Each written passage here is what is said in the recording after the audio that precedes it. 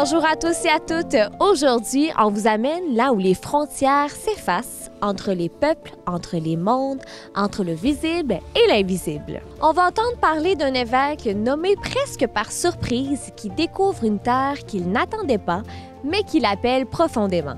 On va entendre aussi des voix autochtones qui parlent d'accueil, de deuil, de langue et d'une sagesse qui ne s'impose jamais, mais qui transforme. Et puis, on va se poser une drôle de question. Est-ce que les fantômes existent vraiment? Derrière le folklore, une réflexion spirituelle s'impose. Restez avec nous, il y aura des révélations, des présences surprises et peut-être une lumière là où on ne s'y attend pas. Bienvenue à Lumière du Monde et bonne émission!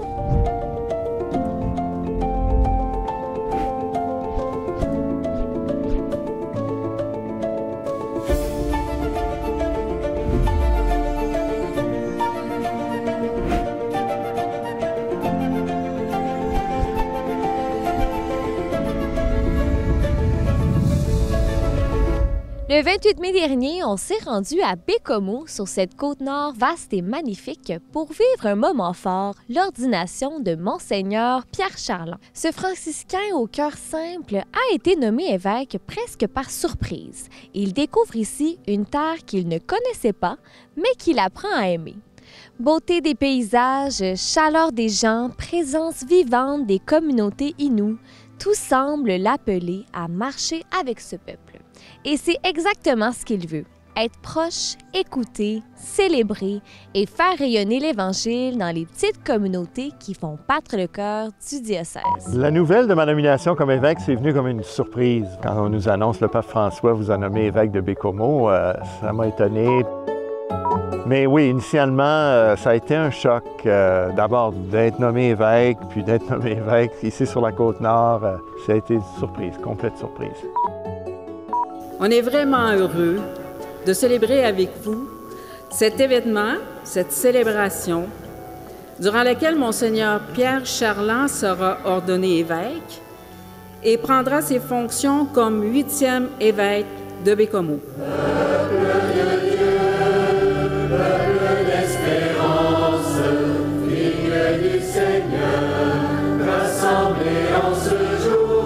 Moi, je suis originaire de North Bay, dans le nord de l'Ontario, puis c'est au moment où j'étais à Ottawa, je travaillais pour le gouvernement fédéral, que j'ai découvert la figure de François d'Assise, qui est une figure qui spirituellement m'a parlé très, très profondément. Puis, donc c'est à ce moment-là, j'avais 26 ans, que je suis devenu frère mineur franciscain.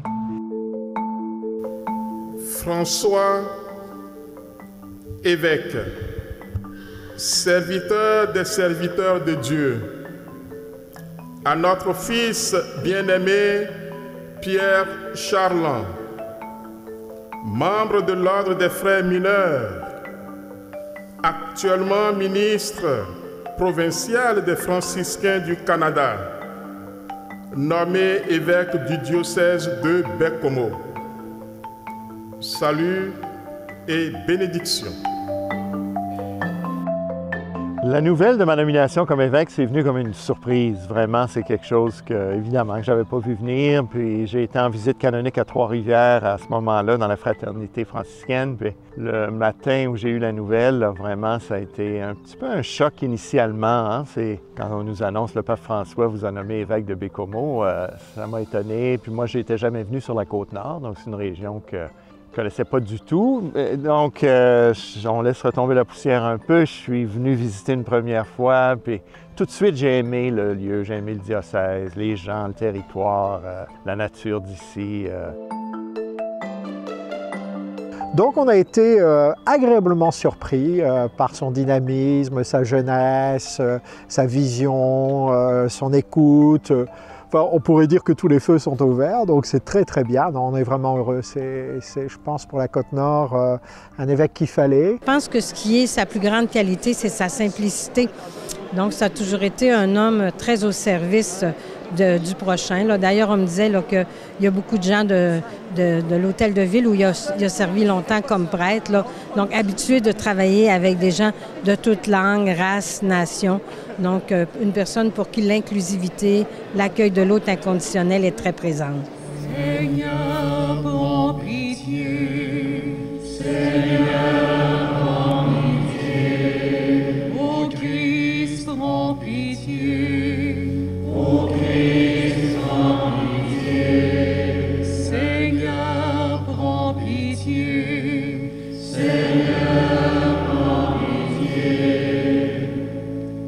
je vais amener dans le diocèse, c'est peut-être un peu tôt pour l'identifier de façon précise parce que ma conviction, c'est que je dois d'abord arriver, rencontrer les gens, faire beaucoup d'écoute.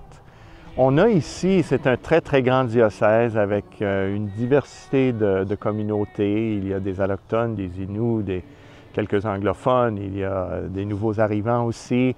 J'ai besoin de m'asseoir et de connaître les communautés.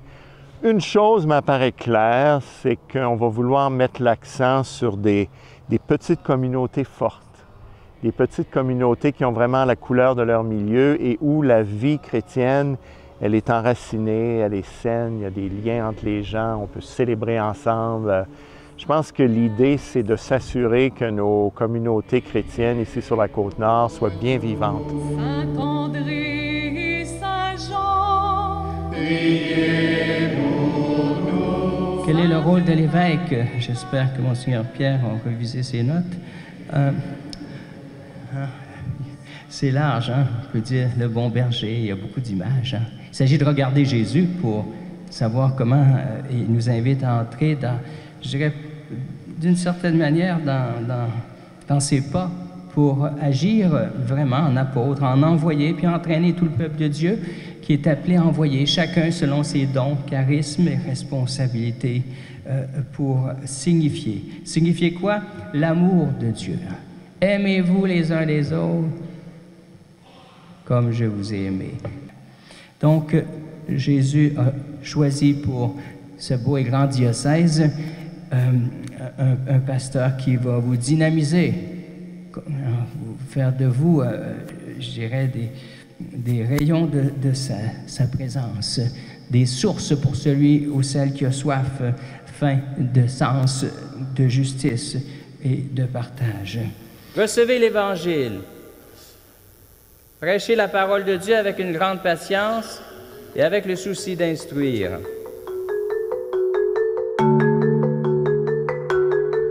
Parmi les défis dans le diocèse particulier de Baie-Comeau, ici sur la Côte-Nord, il y a le défi de l'étendue du territoire.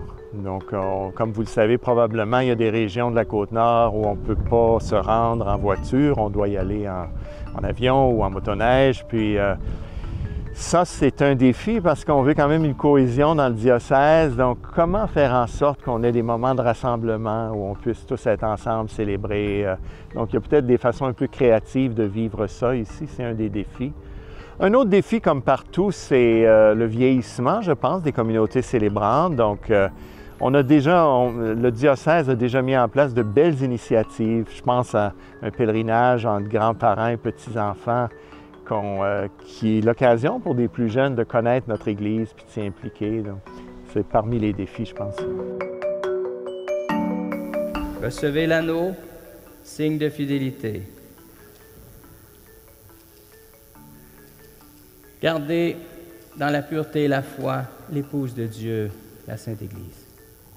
Moi, je m'appelle Jean-Pierre Ducharme, je suis le ministre provincial des franciscains du Canada. C'est une grande perte pour nous de perdre notre frère Pierre, qui va être évêque d'aujourd'hui, mais c'est une bonne journée pour l'Église de Baie-Comeau et l'Église mondiale aussi, je pense. Comme le pape François a dit, un prêtre, un pasteur doit être parmi les brebis. Et ça, c'est Pierre Charland. Recevez la mitre, que brille en vous l'éclat de la sainteté. Oui, avec les communautés Inuits surtout qui sont présentes sur le territoire de notre diocèse, moi je suis très enthousiaste. J'ai eu l'occasion un peu dans mon parcours de travailler avec des gens des Premières Nations, de les côtoyer, puis c'est des contacts que j'ai aimés. Je crois qu'ici, la tradition dans le diocèse d'implication des Inuits dans notre Église, elle est forte. Déjà, j'ai fait des rencontres publiques à Baie-Comeau, à Sept-Îles et puis à Havre-Saint-Pierre. Et puis, dans les trois lieux, il y a des croyants des Premières Nations, des croyants Inuits qui sont venus. Et j'ai trouvé ces rencontres-là très belles, très nourrissantes.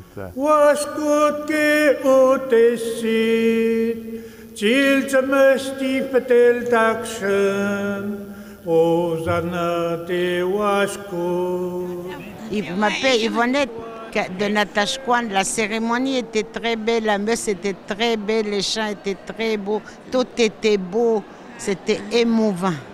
On s'attend beaucoup qu'ils reviennent sur la Côte-Nord, qu'ils viennent nous donner des bons exemples pour la prière, pour l'Église, pour la foi, pour l'Esprit Saint.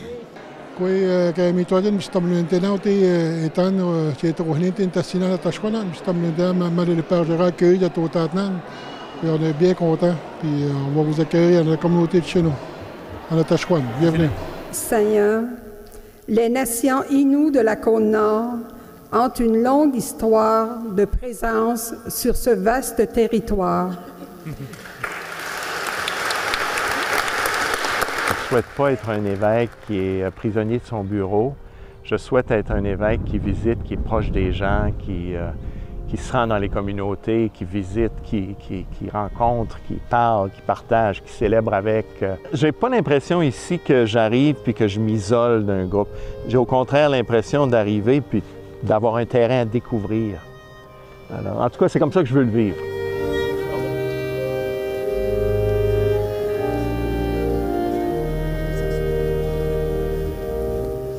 Il a publié des recueils de poésie, mais il est très humble, donc il ne vous en parlera pas, mais essayez de les trouver. Et une fois d'ailleurs, moi je suis une de ses bonnes amies, mais il ne nous avait jamais dit qu'il allait les lire à la Grande Bibliothèque de Montréal. Et c'est une fois en allant à la Grande Bibliothèque que j'ai vu des affiches où je voyais son nom.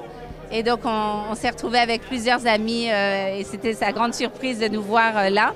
Mais il n'avait pas osé nous le dire en fait, mais on a découvert ses grands talents de poète. Ouais. Mais je suis très contente pour les gens de Baie-Comeau parce qu'il va faire un évêque qui va être, c'est un relationnel, ça va être quelqu'un qui va être proche des gens. Alors, il est prêt à donner, il va donner sa vie comme un bon franciscain, mais dans la pauvreté et l'humilité. C'est l'homme qui est un homme de relation et de grande simplicité et authenticité.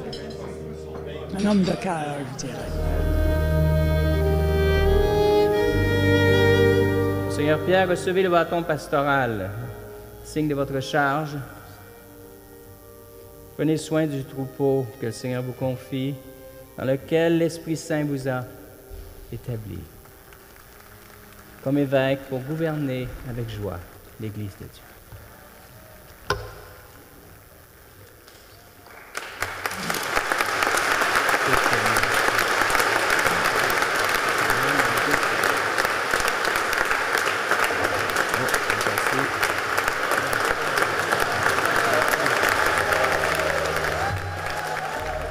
Cette vie franciscaine, cette vie de prêtre m'a amené à être nommé évêque sur la Côte-Nord.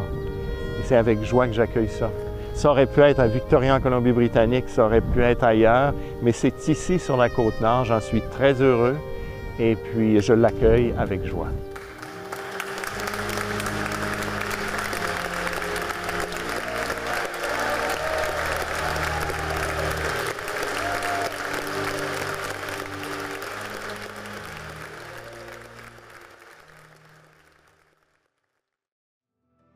En devenant évêque de Baie-Comeau, Monseigneur Pierre Charland entre dans un diocèse immense et profondément marqué par la présence autochtone. Les communautés inoues, bien enracinées sur ce territoire, font partie intégrante de cette Église qu'il apprend à découvrir. Dans cet esprit, on va écouter maintenant quelques témoignages recueillis lors d'une rencontre marquante organisée l'an dernier par Mission Chez Nous, un organisme fondé par les évêques du Québec pour favoriser le dialogue et la solidarité avec les peuples autochtones. Pour débuter, on va rencontrer Adèle de Nutashquan qui se trouve presque au bout de la route 138. Elle nous parle de l'accueil dans sa communauté, un accueil qui demande du respect, de l'écoute et une vraie ouverture du cœur. Juste après, le père Gérard, missionnaire sur la Basse-Côte-Nord, nous partage ce qu'il apprend auprès des Inuits, leur culture, leur foi, leur sens de la communauté. Ces voix nous rappellent que la réconciliation passe d'abord par la rencontre et que pour mieux avancer ensemble, il faut commencer par mieux se connaître. Pas parce qu'ils ne veulent pas les accueillir, c'est juste parce qu'ils ont peur de ne pas trop bien les accueillir. Vous êtes sur la Côte-Nord, je pense. Dans quel coin? Je suis de Natashquan, sur le Labrador. Alors, si moi, je m'en vais à Natashquan puis que j'arrive dans votre communauté autochtone, comment est-ce que je dois réagir? Est-ce que je dois aller vers les personnes autochtones ou je dois les laisser venir vers moi? Il faut aller à te présenter aux personnes, là, pour leur montrer que tu t'intéresses à leur région. Puis il faut que tu te demandes tu sais, comment est-ce qu'ils vivent, comment est-ce qu'ils s'organisent dans leur paquet. Si j'avais à apprendre une chose sur votre communauté autochtone, ça serait quoi? L'accueil, comment que se comporte quand tu arrives là. Puis c'est ça, il faut que tu les observes. Puis comment est-ce qu'ils vont se présenter à toi. Ça dépend aussi des personnes, là. Comme les personnes âgées, ils accueillent très, très froidement un peu parce qu'ils ont toujours peur de ne pas comprendre les gens qui arrivent. Pas parce qu'ils ne veulent pas les accueillir, c'est juste parce qu'ils ont peur de ne pas trop bien les accueillir. Bien, merci beaucoup. C'est des bons conseils que vous nous donnez. Je suis arrivé en 2012 chez les Inuits de la Côte-Nord, à Manouténan-Ouachat. Et maintenant, je suis plus dans les communautés de la Basse-Côte-Nord. Et puis, je vais souvent à Shefferville, à Menga, pour faire des remplacements. Et qu'est-ce que ça vous apporte d'avoir une mission comme ça d'église sur la Côte-Nord avec les peuples autochtones du Canada? C'est magnifique. Moi, je trouve un très grand territoire, très beau. Pour toute personne qui va là-bas, c'est vraiment magnifique. Pour moi, je trouve que c'est un lieu qu'on va se ressourcer. Les Inuits de la Basse-Côte-Nord, moi, je trouve que la culture est vraiment pure là-bas. Les Inuits, c'est l'accueil. Ils sont très accueillants et ils sont contents de l'autre qui arrive chez eux. Ils vont tout faire pour le mettre à l'aise, pour se sentir bien là où ils sont. L'Assemblée des aînés, moi, c'est la première année que je suis allé, c'est l'Assemblée des aînés à Pakwashipi. J'ai passé une semaine dans la tente avec les aînés. C'est plus facile pour moi, je comprends, là, par rapport aux autres. Pour les Africains, c'est plus facile de vivre cette expérience dans la tente qui est très rudimentaire, avec des choses très élémentaires. Alors, c'est ça, les Inuits sont très accueillants et ils nous donnent tout ce qu'il faut pour être bien. Par exemple, les mitaines, quand ils sont arrivés, les bas, les tucs, les mocassins, tout. Quand on pense aux Inuits, on pense souvent à la Côte-Nord, mais leur présence s'étend bien au-delà de cette région. Il y a aussi des communautés Inuits ailleurs à Québec, comme à Mastéouiatch, près du lac Saint-Jean. Dans les prochains témoignages, 2 femmes Inuits nous parlent de leur culture, de leur langue, de leur territoire et de ce qu'elles aimeraient qu'on comprenne mieux. C'est une invitation à découvrir une richesse vivante, enracinée et profondément accueillante. Par la suite, on va entendre le père Alfred, originaire de Madagascar et aussi autochtone, qui partage ce qu'il découvre ici auprès d'eux. Des valeurs communes, une foi incarnée et une manière d'être ensemble qui le touche profondément. C'est compliqué, là, le montagnais. C'est pas un mot qu'on dit, c'est une explication pour se faire comprendre, là, tu sais. Des fois, on entend à la radio, à la télé, le mot « koué ». Pouvez-vous me dire qu'est-ce que ça signifie? Dans ma langue, Innu, c'est « bonjour ». Puis, mettons, moi, là, je connais vraiment pas d'autres mots. Fait que si, mettons, je vous dirais « koué », comme, est-ce que ça vous fait plaisir ou vous vous dites « ben, voyons donc, elle connaît pas rien d'autre de notre langue ». Non, au contraire. Je trouve qu'elle me salue dans ma langue. Elle a du respect pour nous, je trouve. Il y en a beaucoup, de plus en plus, que ça le font maintenant. Alors, des fois, à l'école, on apprend l'anglais, l'espagnol. Comment vous réagiriez si on pourrait se mettre à apprendre des langues autochtones? Dans nos réserves, le Innu est montré aux jeunes, aux enfants, parce qu'il y a beaucoup moins de personnes qui le parlent maintenant. Mais dans les autres, dans les villages, les villes, ça serait gentil. Ce serait une belle occasion. Première. Puis vous l'avez appris en famille, votre langue? Bon, je l'ai appris quand j'étais jeune avec mes parents, mais à l'école, on n'avait pas le droit de le parler, puis ça a arrêté. Ça fait qu'on sait on a du vocabulaire, on n'a pas de grandes phrases, puis on comprend quelques mots. Ouais. Est-ce que dans les écoles, maintenant, dans la communauté, il y a des cours d'Innu pour les enfants? Oui, au primaire, certains en tout cas, puis je pense qu'on a le secondaire depuis quelques années, puis je pense que oui, ils en ont. Mais c'est local, toujours local. Quand tu fais tes études à l'extérieur après, là, puis c'est compliqué, là, le montagnais. C'est pas un mot qu'on dit, c'est une explication pour se faire comprendre, là, tu sais. Qu'est-ce que vous voulez connaître, puis comment je peux vous aider à mieux nous connaître? Si moi, je vous aborde parce que vous avez un profil autochtone, puis que je suis comme une inconnue qui vous dit « Bonjour, vous êtes autochtone, j'ai le goût de vous parler », comment est-ce que vous recevez ça? Moi, je vous reçois avec sympathie, j'ai envie de vous connaître, mais aussi connaître le pourquoi. Qu'est-ce qui vous intéresse dans la culture, entre autres notamment Innu, mais autochtone également. Puis qu'est-ce que vous voulez connaître, puis comment je peux vous aider à mieux nous connaître. Puis vous inviter aussi chez nous. Fait que c'est comme ça que je vais le faire, il me semble. Si je vous demande, y a-t-il une chose que je devrais savoir de la culture Innu, ce serait quoi?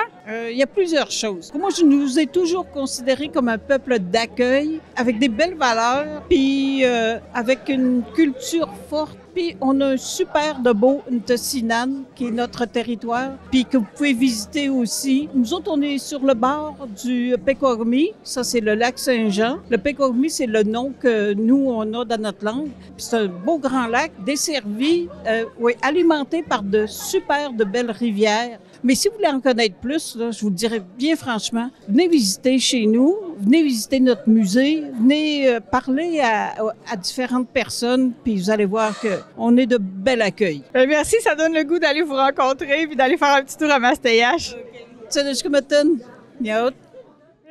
C'est un pays loin de Madagascar, ici au Canada, c'est très loin, mais je suis ici à la demande de notre provincial. Et lui, il m'a proposé, est-ce que toi, tu es prêt pour aller au Canada ou dans la province Notre-Dame-du-Cap? Moi, je dis pourquoi pas. Moi, je suis disponible pour y aller. Puis lentement, juste qu'en arrivant ici, moi, je savais que moi, je vais travailler avec les autochtones. Alors, pour moi, je suis aux autochtones dans mon pays, travailler avec les autochtones ici au Canada. Il y a toujours quelque chose, ça ressemble. Hein? Oui, c'était ma question. Si vous êtes autochtone à Madagascar puis que vous travaillez ici avec les autochtones, c'est quoi les valeurs, par exemple, qui se ressemblent? Chez nous, quand on parle des aînés d'abord, alors on respecte beaucoup les aînés. Tout dans la famille, ça c'est vraiment une grande valeur. Avez-vous commencé à apprendre la langue autochtone? C'est une grande question parce que c'est une langue spéciale, hein? Très riche parce qu'il y a plusieurs choses. Mais la langue, pour moi, j'ai appris pendant une année comment connaître les inculturations, comment intégrer dans la communauté. On a pris du temps pour une année pour apprendre tout ça, mais ce n'est pas évident. Mais maintenant, moi, je peux comprendre un peu si les Inuits ils parlent. Et si derrière les histoires de fantômes, il y avait une vraie question spirituelle? On termine l'émission avec un clin d'œil un peu mystérieux. Fantômes, anges, démons, entre folklore et foi, les frontières sont parfois un peu floues. Ce reportage nous invite à réfléchir avec humour et profondeur à ce qu'on croit, à ce qu'on ressent et à ce qu'on ne voit pas. Enfant, on aimait bien chanter « Les fantômes, ça n'existe pas, ce sont des histoires ». En vieillissant, j'ai compris que c'était un peu plus complexe que ça. C'est quoi un fantôme? Est-ce que c'est un ange qui fait des farces aux humains? Chaque question nous amène de plus en plus loin dans ce monde métaphysique surnaturel. Je suis sûrement pas la seule qui a entendu parler d'endroits qui seraient hantés. Des églises où l'orgue joue tout seul, des drôles d'ombres dans le salon et pas parce qu'on a pris un verre de trop. Le monde spirituel contient 3 catégories d'habitants. Les démons, les anges et les mortels morts.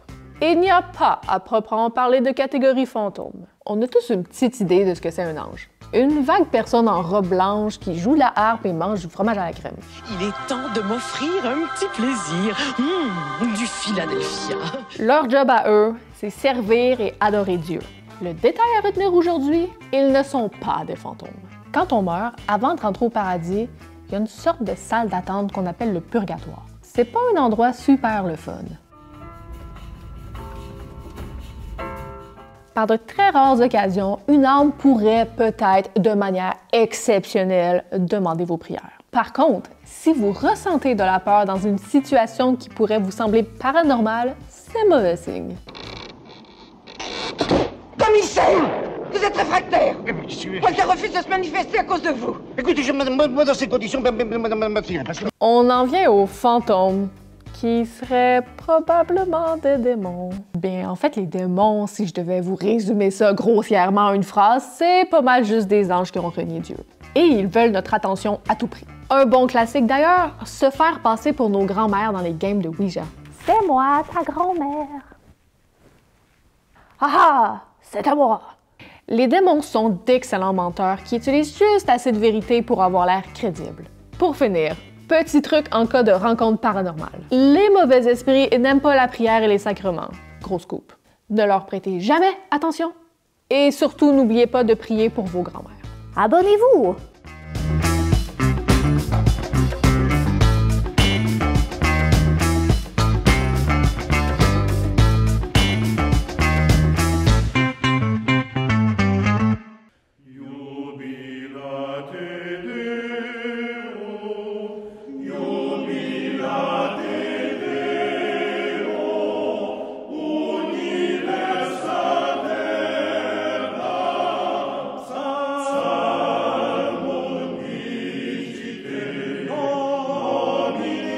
Dans l'Évangile de ce dimanche, Jésus nous dit « C'est par votre persévérance que vous garderez votre vie ». Et cette parole résonne étrangement bien avec ce qu'on a vu aujourd'hui.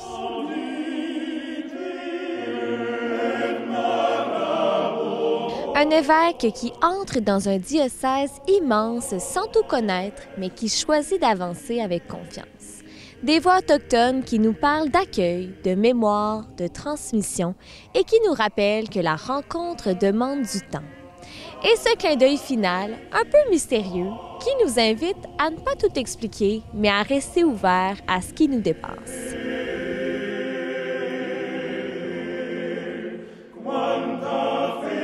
La persévérance, c'est pas l'attente passive, c'est le choix actif de rester fidèle à ce qui est vrai, beau et bon, même quand c'est fragile. C'est aussi le courage de porter ce qui nous dépasse sans fuir, c'est poser un geste, petit mais réel, qui va dans le sens du bien.